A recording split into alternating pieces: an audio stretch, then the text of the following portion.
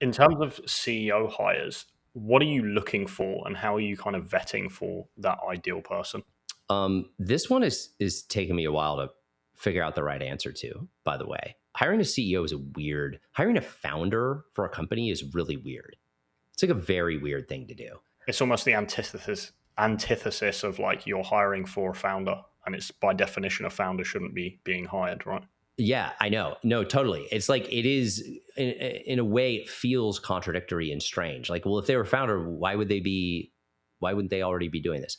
Here's what I can tell you. That's not actually true, but most people aren't a fit.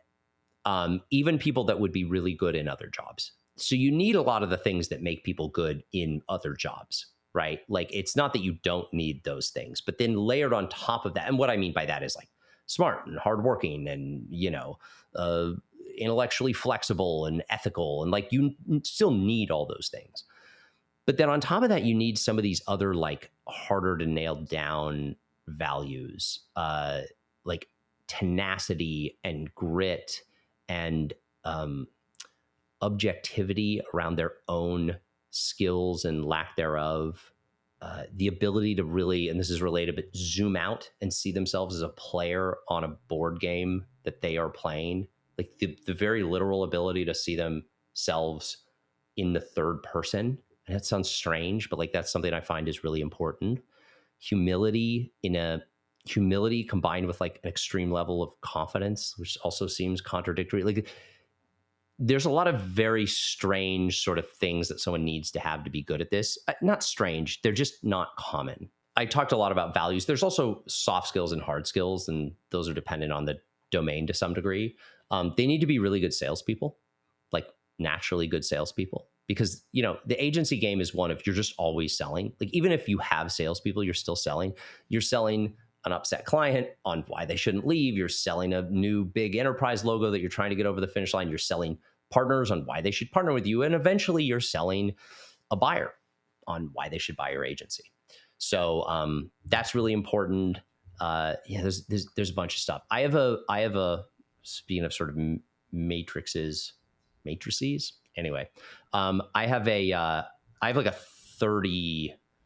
There's like 30 things on this matrix, and if the person doesn't have one of those, like if they have 29, I won't hire them. So yeah. My next question was going to be how much of this can you train versus are you looking for on kind of day one? But it sounds like you're looking for most of it on day one. Yeah, I can train. Here's the things that aren't on that list. They don't have to be an expert in agency operations, right? That's not on the list. So the things I can train are actually not on the list intentionally, because that's kind of what I'm here for. And that's why Vanta 5 exists to a large degree, right? So like they don't have to be perfect, but there's a lot. Yeah, a lot of it is either skills that they need to have, because otherwise the learning curve would just be so long that it would just take for too long. They wouldn't be able to do the job. And then two, it's like values, which are just innate to me. You can't train values. Okay. And are there, from what you've seen so far, are there kind of common threads of mistakes that these CEOs will go through in that kind of initial first couple of months period? I don't know. I think it's too early to tell. I mean, realistically, like, Influent is sort of not really, I didn't found Influent. The other two companies are probably too early to be able to give you an honest answer to that question. What I will tell you is that in general, I've worked with a lot of agency founders, friends with agency founders, been in the agency world my whole life. We all make the same mistakes over and over again. It was actually one of the big revelations that caused me to sort of want to do this. Is what I realized is we're all sitting there rubbing sticks together in different ways, trying to create fire.